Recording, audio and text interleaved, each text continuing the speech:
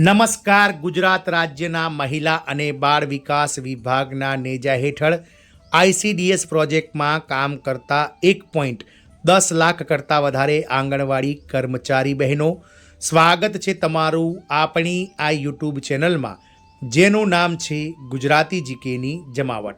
તો ગતરોજ ગાંધીનગરમાં આપ સૌ આંગણવાડી બહેનો દ્વારા ફરી એક વખત આંદોલનને લઈ અને હથિયાર ઉગમાયું છે.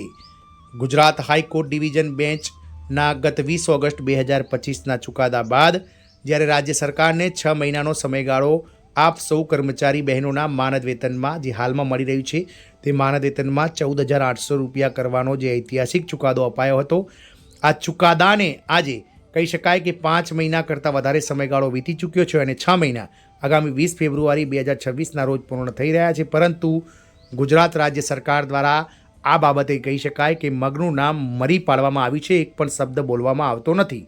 આથી આપ સૌ આંગણવાડી બહેનો દ્વારા ફરી એકવાર આંદોલનનું હથિયાર ઉગમાયું છે અને ગુજરાત હાઈકોર્ટ ડિવિઝન બેન્ચના ચુકાદાને આધીન રાજ્ય સરકારને આપ સૌ બહેનોના માનદ વેતનમાં વધારો કરવાની જે છે તે હવે કહી શકાય દબાણપૂર્વક રજૂઆત કરવામાં આવી રહી છે. તો ગાંધીનગરમાં ગતરોજ આંગણવાડી બહેનો દ્વારા શું કહી શકાય કે આંદોલનને લઈ અને શું રણનીતિ ઘડાઈ, કયા કયા બાબતોને લઈ અને આવેદનપત્રો અપાયા, આ તમામ માહિતી સાથે આજના વિડીયોમાં આપણે કર્મચારી બહેનો ઉપલબ્ધ છીએ. તો વિડીયોના અંત સુધી આપ બન્યા રહો અને જો ચેનલમાં આપ કર્મચારી બહેનો નવા સબસ્ક્રાઈબર હોય તો ચેનલને સબસ્ક્રાઈબ કરવાનું ભૂલશો નહીં. તો ગાંધીનગરમાં આપ આંગણવાડી બહેનોની વધુ એક વખત પુકાર, કારણ કે ગતરોજ ગાંધીનગરમાં મોબાઈલ નથી તો ઓનલાઈન કામ પણ નહીં જેવા અનેક મુદ્દાઓ સહિત જિલ્લા કલેક્ટરને આવેદન પાઠવવામાં આવ્યા છે. તો ગાંધીનગર જિલ્લા કલેક્ટર કચેરી ખાતે ગઈકાલે આંગણવાડી કાર્યકર અને તેડાગર બહેનોના ઉગ્ર સૂત્રોચ્ચારથી ગુંજી ઉઠી હતી. આ ગાંધીનગર કલેક્ટર કચેરી ખાતે આપ સૌ આંગણવાડી કાર્યકર તેડાગર બહેનો દ્વારા ઉગ્ર સૂત્રોચ્ચારથી સમગ્ર કલેક્ટર કચેરીને ગુંજી નાખી હતી. અખિલ ગુજરાત આંગણવાડી કર્મચારી સંઘના નેજા હેઠળ મોટી સંખ્યામાં એકત્ર થયેલા મહિલા કર્મચારીઓએ સરકારની નીતિઓ સામે વિરોધ પ્રદર્શન કરી વધુ એક વખત આવેદનપત્ર પાઠવ્યું હતું. મહિલાઓને પોતાના ખર્ચે ફોન ખરીદવાની ફરજ પાડવામાં આવી.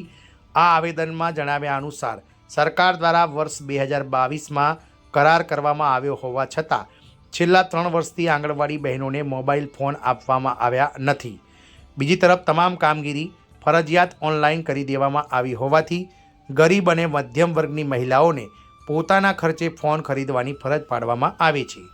એવીટી એપ્લિકેશન અત્યંત ખામીયુક્ત.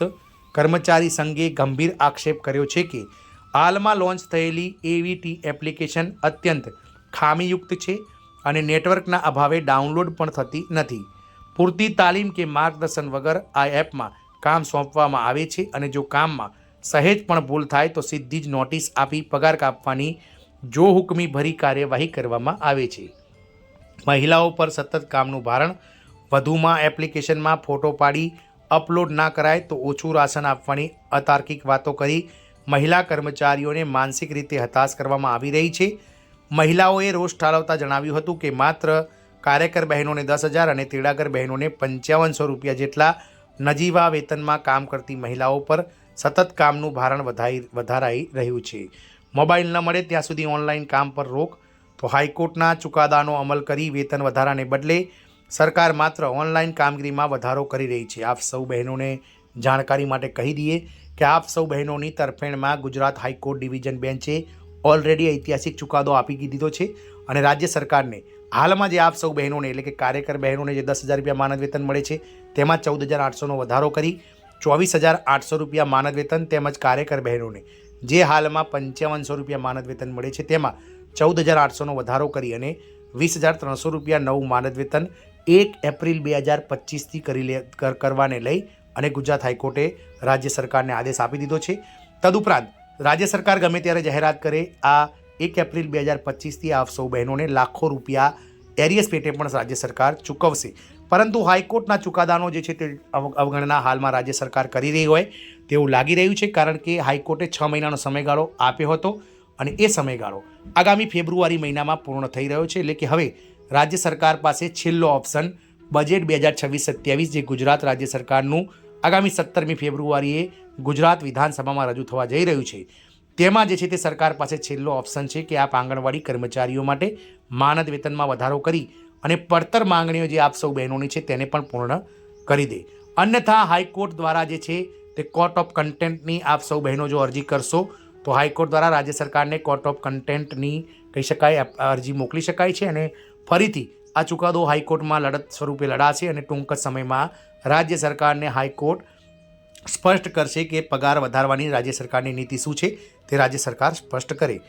તો કહી શકાય કે હાઈકોર્ટના ચુકાદાનો અમલ કરી વેતનમાં વધારવાને બદલે સરકાર માત્ર ઓનલાઈન કામગીરીમાં વધારો કરી રહી છે, જે ખૂબ જ દુઃખદ વાત છે.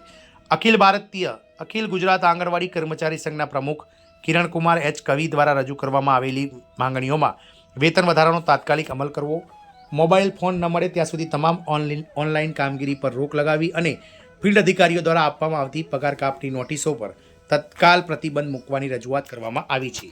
આ આવેદનપત્રની નકલ મહિલા અને બાળ વિકાસ વિભાગના મંત્રી શ્રીમતી ડૉક્ટર મનીષાબેન વકીલ, મહિલા અને બાળ વિકાસ વિભાગના સચિવ અને કમિશનરને પણ મોકલવામાં આવી છે.